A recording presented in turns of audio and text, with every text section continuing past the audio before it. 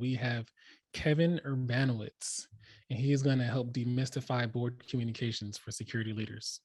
I spent 3 transformative years at Deloitte, which is where I met Kevin, and I can honestly say I'm a better leader because of it. When I first met him, I had hair on my head.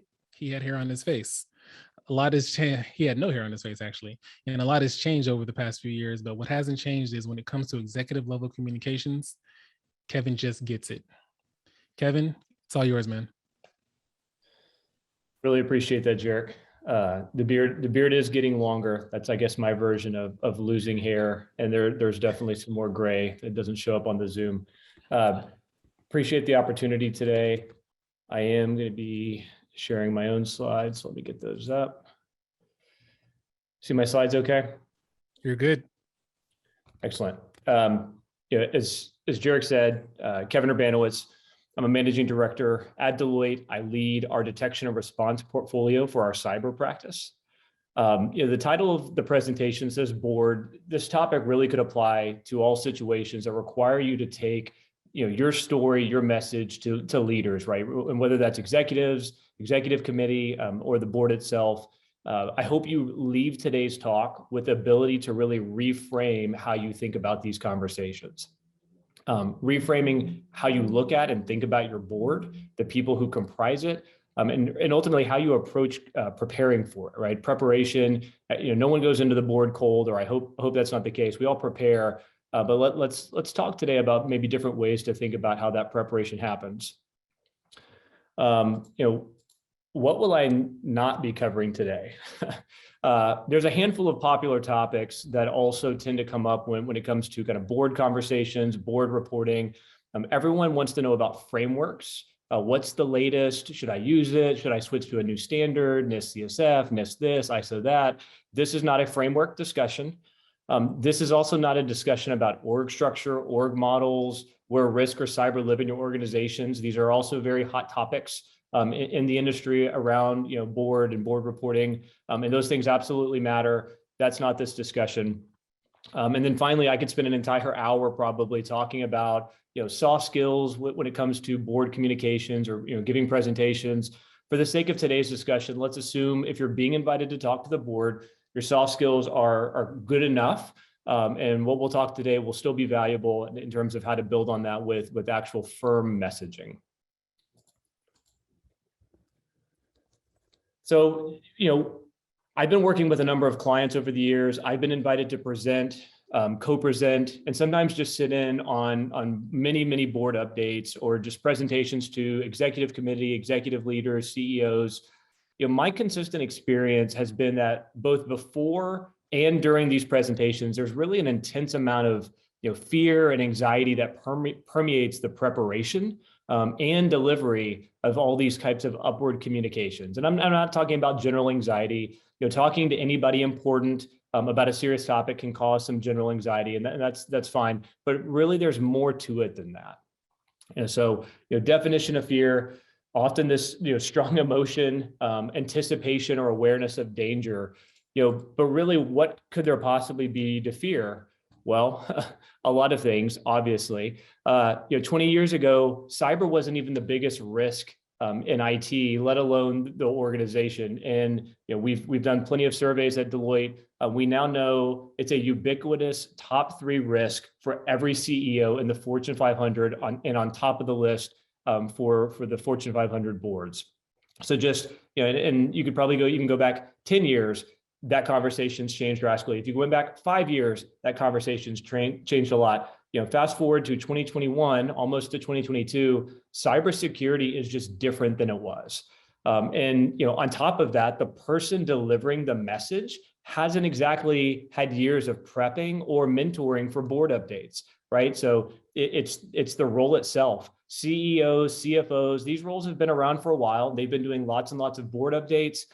Expectation setting. They've been given mentoring and coaching from their predecessors and the people around them for what is expected in those roles.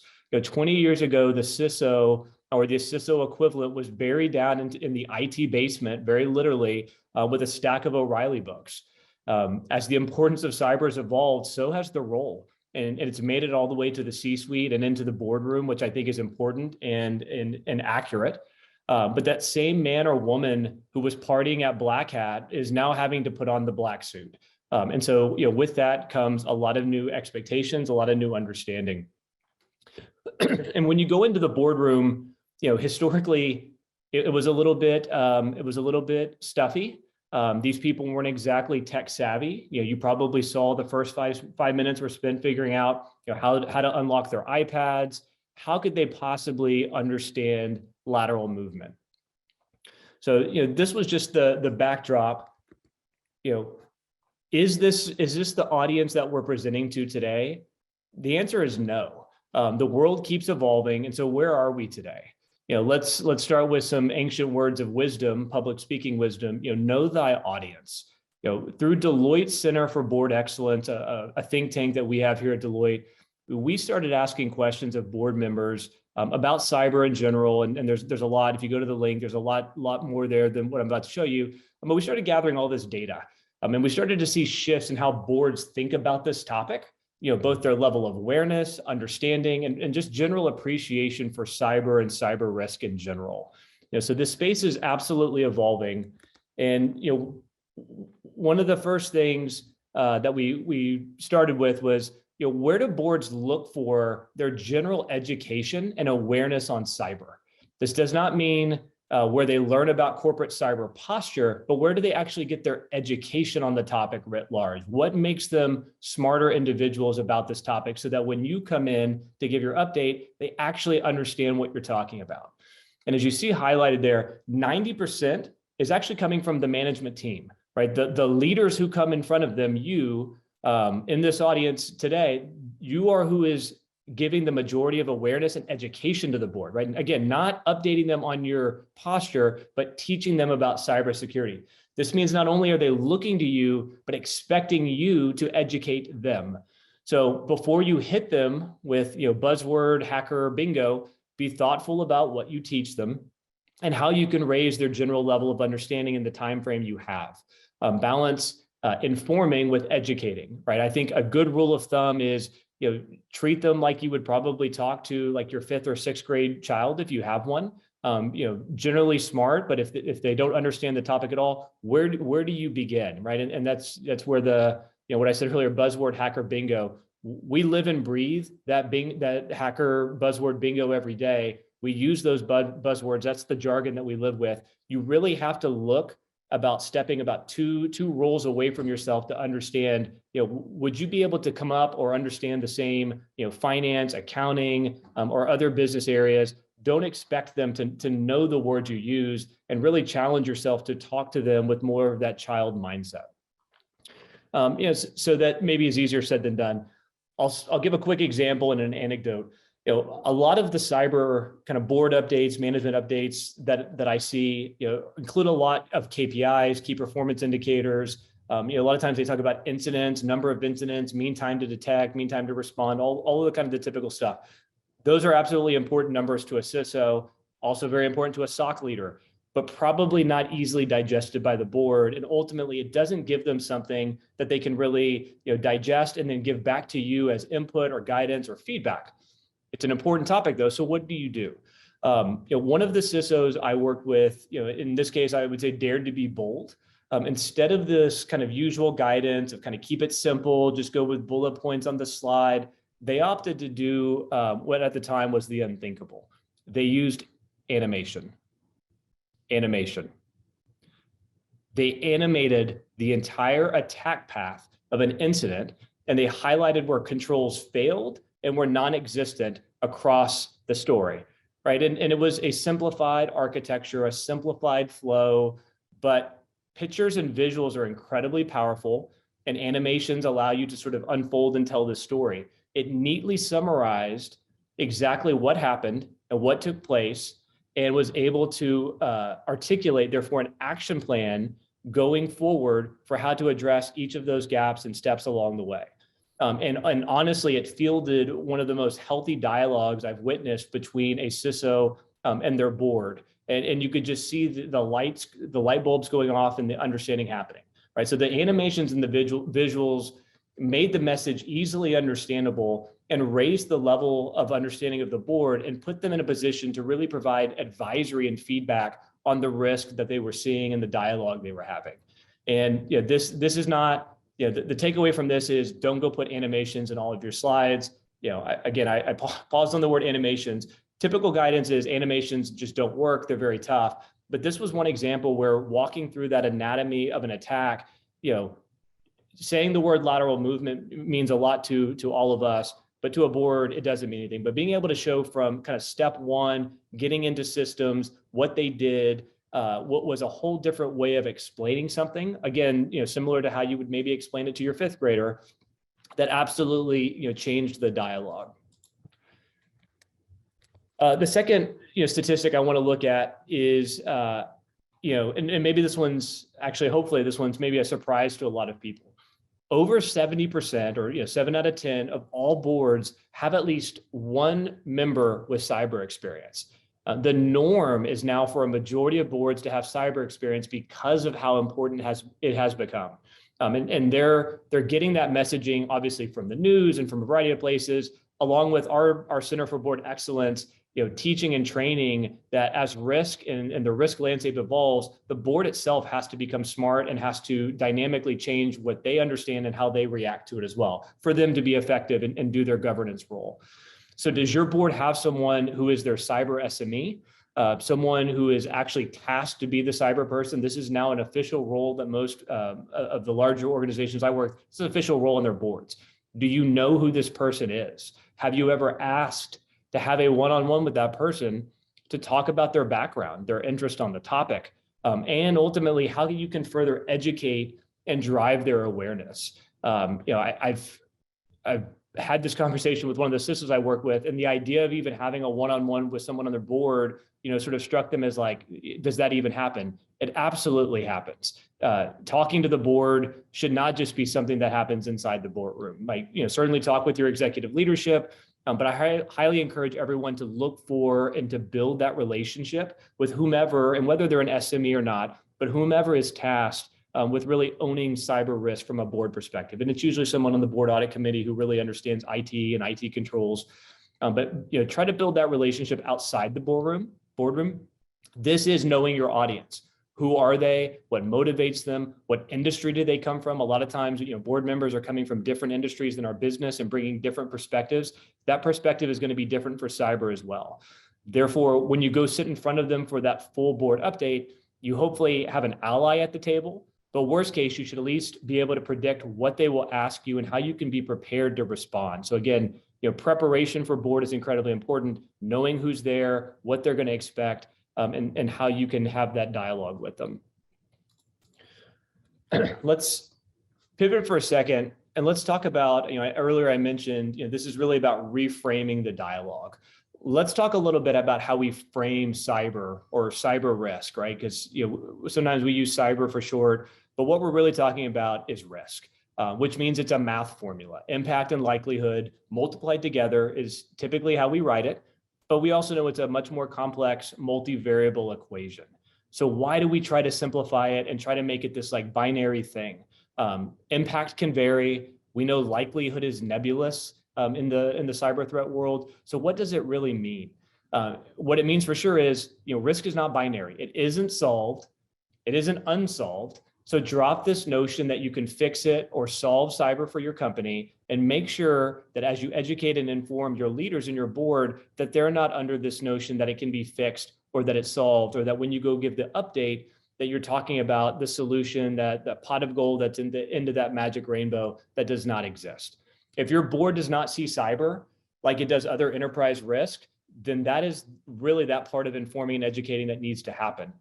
Talk about it as a risk, talk about it as a risk continuum, and really start to understand, where are you on that risk continuum so that you can have a more open, honest conversation about cybersecurity. The cybersecurity landscape is constantly evolving. Right? We're all here. We know that threat actors are growing more sophisticated. They're looking for new and more advanced ways to conduct attack. attacks, the attack surface itself continues to increase as our business, rightfully so, is adopting all this great digital transformation technology, all of these new initiatives, which are bringing more attack surface and more unknown risk, cloud, IoT, mobile edge, all, again, great IT buzzwords. But what does this mean for how we inform, educate, and update the board? One of the most common updates I've seen given to the board are based on maturity scores. Usually these are NIST CSF here in the US. The good old 5 domains: identify, protect, detect, respond, recover, number, where do I sit versus my peers? And then you get all of these sort of questions that really just don't actually matter. Questions come up of like, why are we a 3? Why aren't we a 4? How big of a check do I need to write to get us to the 4? These are absolutely the wrong questions to be asking. But we continue to sort of fall in this trap of it's that maturity score and only those sort of metrics that matter. I put together this chart really to help illustrate a point. And since it's football season, I'll summarize the point with an analogy. Cyber maturity is a moving goalpost. As we go down the field with our new tools, our new technology, we're upskilling our cyber staff, we're taking the SANS training, and we're turning everybody into cyber ninjas. The end zone is finally in sight, and we're getting closer and closer. But then every year, the adversary is evolving, and that goalpost keeps moving on us. Being a NIST score of 3 last year may not mean you're a 3 next year. It probably definitely means you're not a 3, 2 or 3 years down the road. So when you show up to the board, if they don't understand that, they're going to be very disappointed when they find out that despite maintaining or even temporarily surging spending to close that gap between maturity and target can stay the same or even increase. So I still hear, occasionally, and coming out of COVID-19, and some industries are still very economically impacted. There's CISOs that I work with who are still dealing with flat budgets year over year. I made this slide for you. You're welcome. Let's talk about honesty. There's this general perception that I see that you have to paint a rosy picture to the board every time you go. And part of that is like, it's job security. I need to protect my job. My job is to, protect the organization from cyber risk. Therefore, if we're not protected or if we're not as good as we want to be, then my job is vulnerable. That's all well and good until you have a major incident, and everyone probably will. Hopefully it's the next guy or girl's problem, but everyone we know, and somebody talked about it earlier, it's not if, it's when. When somebody pulls up your board update from yesteryear and asks how things could be that good, but we still got popped. Well, was it really as good as we said? Was it really binary? Did we make it binary? And did we not talk about how there's a lot of nuance to this? So it's time to be honest. This is the age of being authentic, being your authentic self. If there was ever a time to just, really show up to these conversations and say, what does honest look like? Let this be the element of honesty you bring. We know no enterprise is as protected as they want to be, and that's okay. Again, it's not binary. You're not going to solve it. So talk about the reality of where your enterprise truly is, as well as where it isn't. Use facts to drive the narrative. Again, simplified, metrics and facts that actually tell the story, and show where the money is going. This is a business. Your companies, unless you're working for nonprofits, are all business. And it's really important for your executive team and the board as a governance function to understand how money is being invested. How is it reducing risk? And therefore, where is there still gaps or money needed in order to solve them? This is where metrics and KPIs can come in handy to tell the story, but be able to articulate that, right? It's not to say you can solve every problem or that money can solve every problem.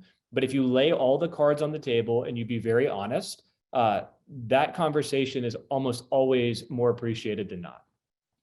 So let's talk a little bit about, what are some of the metrics that matter? Everybody has their KPIs, and you guys probably all have seen this from lots of folks. This is based, the KPIs you see here, these are based on our own threat intelligence and research and understanding of adversaries. And I'd say that this is pretty hot news, right? This is evolving thinking as of the last 6 months of where the goalpost has moved. We know, ransomware is all in the news and the headlines, often coming from Russian Federation states, we know that they need less than 20 minutes in your environment to activate, right? So that is the facts of the world. If we're being honest, preventing in less than a minute, detecting in less than 10, and responding in less than an hour is where we need to be. Some of you may be thinking like, wow, that's impossible. It's not impossible, but for some, it's probably very hard, right? And again, that is reality. And we have to be honest. If our boards and our CEOs and our management teams don't understand that gravity, that level of the situation, that's the goalpost, right? They need to know where the goalpost is. Therefore, we can explain how far are we from it today, knowing that, again, it's still moving, and what is it going to take for us to get there? Another one I want to highlight on this slide is this concept of visibility. This is one that has escaped really solving or perfection for a number of years, but it can't go on any longer. And this is the visibility across all assets. Right now, we think you need greater than 99% visibility. There's always going to be new cloud assets spun up and taken down. We'll leave a little gap for a 1% there, but basically all of your assets have to be in some system, identifiable, knowable, therefore protectable. As new devices come online, if we don't know about them in cyber, we can't properly prevent, detect, or respond. And it only takes one device or endpoint or what have you. Of course, that's scary. That's the life we live in every day with cyber. The reality, though, is, it is the reality. That is the information that the board needs to understand. If they don't understand that reality, everything else becomes meaningless. This becomes the backdrop by which they then understand what are the actions we're taking. And if we don't have visibility of 99% of our assets, why is that? And what are we doing about it? And that interestingly brings up my next slide, which talks about two concepts. And if you guys are familiar with RACI, this is the R and the A. So responsibility and accountability. Let's talk actually about the CISO role for a second, or CISO equivalent. I know it's sometimes named differently in different organizations. I mentioned at the top, I'm not going to talk about org structure or where the CISO sits in the org. Again, a common question, sometimes even a common complaint. Regardless, if you're talking to the board about cybersecurity, you're accountable. Somebody has determined that you are the point person for cybersecurity. So be accountable, but also recognize that as a risk function, you aren't responsible for everything. Let's go back to the IT asset visibility question I just raised. In most organizations, the CISO is not responsible for IT asset management. In some cases, it's not even a single enterprise function. Sometimes it's different regions globally who have to maintain IT assets. So there's many examples like that where the CISO can set policy and put governance in place, but ultimately it's your business, your first line of defense, who can really affect the change and move the needle on that risk. So you're accountable, but they're responsible.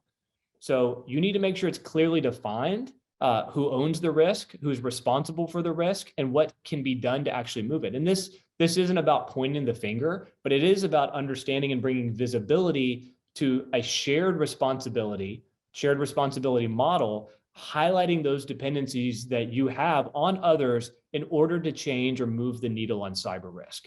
It's not fair to expect that one person and all of the minions and people who work for them can do everything for an enterprise to move the needle on cyber risk. It is absolutely a team sport. So, when talking to the board, it's important, again, you educate them and you inform them of this, because they may assume that as the CISO or as the security director, you have all of the power, and maybe you're not effective as a leader, and that's why things aren't getting done.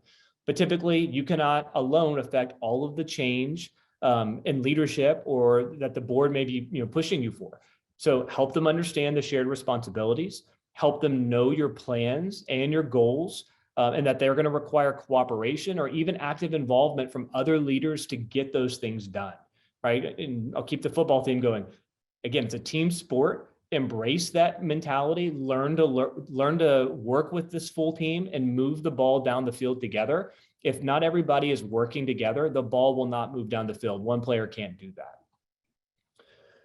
that. finally, and I mentioned at the top, one of the roles I have at Deloitte is my detection and response leadership role. I also have another role around well-being. And so I thought it was really important to include something in a conversation about fear and presenting to the board that talked a little bit about the well-being side of this, right?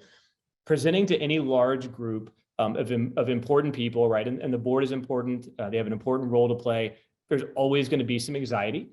Hopefully, the discussion today and some of the topics and kind of ideas here have helped you reframe your thinking and approach to board discussions, leadership discussions. So this final tip is just pure physiology.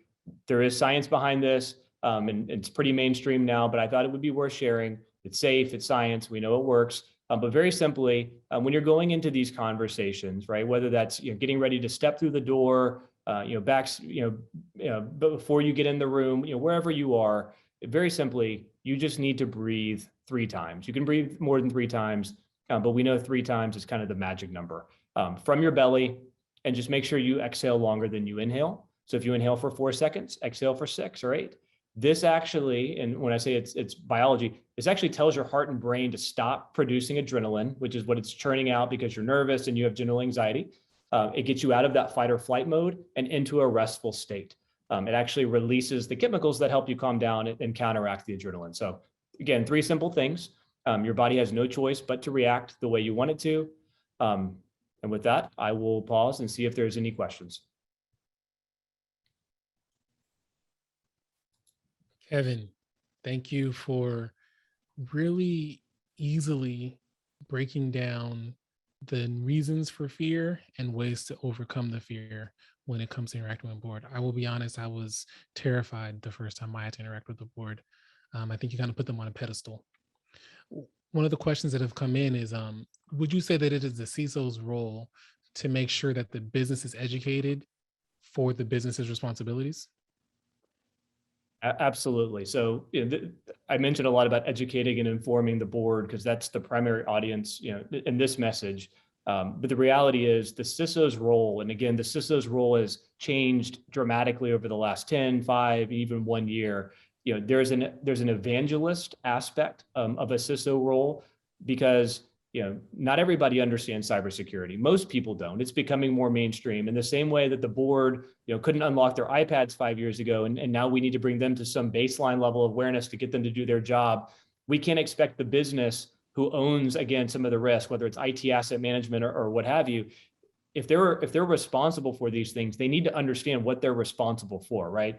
Great power comes great responsibility. They have the power, and ultimately they own or accept risk. And we see this a lot where a business owner, business leader will say, oh yeah, I accept that risk. I'll sign off on that. And what that really means is I don't want to spend time or money to deal with this. And if shit happens, that's somebody else's problem to deal with. That's not a reality that a CISO can live with. And the only way we see them effectively doing that is through outreach, evangelizing, and education and awareness to inform. It doesn't mean you will win everybody over, but it is an important way to help everyone understand that kind of shared responsibility model. Thank you. I definitely appreciate that. We have another question, and I have my own opinions on this, but I want to hear yours. When it comes to board communications, is the presentation what matters most? So I'll give kind of a yes and no answer to this. The yes answer is the presentation often gets sent as a pre-read. And so it's being read offline, sometimes without context before you even get a chance to speak to it. If there's a board member who's not present, they may be looking at it, again, offline or after the fact. So to some extent, the words you put on the page should matter. And for that, I advise to keep the messages simple and think of it as a pre-read or a leave behind that is not going to have context. So it needs to be read without context. But my real answer is the way you deliver the message and the interaction you have is what matters. There's words on slides and words on page. That's not where the mind goes. That's not where the discussion really happens. It's the dialogue or the monologue that you give, as well as the dialogue and the interaction that you have with the board that really matters. How does that compare to yours, Jared?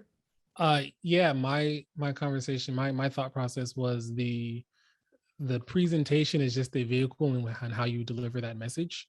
And as you said, some people like charts and red, yellows, and greens.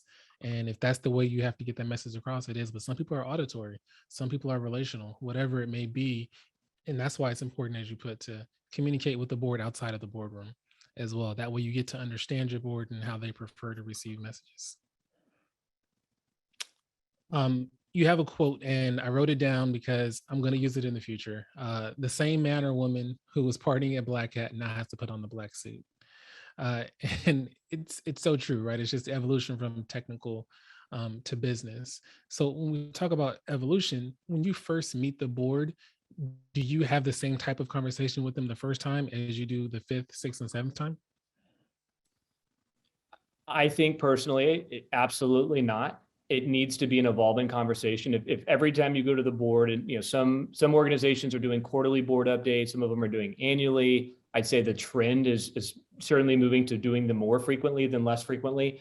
As you start doing them more frequently and getting more comfortable, and the board getting more comfortable with the topics, it needs to be an evolving conversation, an evolving dialogue. If all you're doing is bringing your NIST score every year, you didn't secure the understanding in the last one that you needed. What I've seen work really well is sort of treating them as different sessions or different learning topics. You can't, whether you have 30 minutes, 45 minutes, maybe even a full hour, you can't teach the entire cybersecurity stack, but you can teach a little bit of the lateral movement incident response animation. That could be a topic of focus.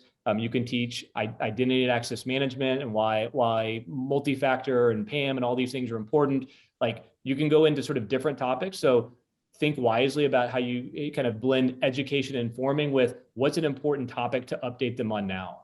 We're also seeing trend-wise, because there's so many breaking news stories in cyber risk, unfortunately now, Colonial, being a big one recently, that first question you're going to get is, how are we not going to get hit with ransomware? How do we not become, Colonial or insert next one? So, there's more of this almost reactive sense of you need to know, kind of anticipate what's on their mind, as well as kind of thinking about what is important for them to hear this quarter or this, biannual, annual meeting.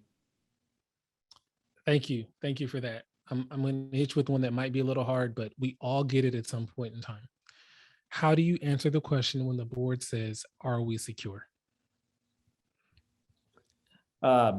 This is hopefully one where my slide on risk is not binary. Either you've already done this educating of your board, or now is your opportunity to do it. And I encourage everyone, like my slide was, sort of superficial. It needs to go deeper than that, but they really need to understand. And some organizations have an enterprise risk function, ERM, that thinks about risk across a continuum. Cyber needs to be a part of that conversation, or the idea of a risk continuum needs to come from cyber. You can't answer that question. It's not a fair question to ask, and the board needs to be educated on why that question is a garbage question. I agree. I feel as if my job has not been done well if you think that that's a good question to ask, and it's an opportunity for education. Well, I think those are all the questions that I saw come in. Kevin, I knew you were going to bring it. Thank you for bringing it. I definitely appreciate it. You're going to be on YouTube, and you're going to be famous on YouTube for this. So since you didn't provide the slides, people are going to find you on YouTube. Appreciate you coming by. Thank you, Jared. Appreciate the opportunity. Thanks, everybody. Take care, man.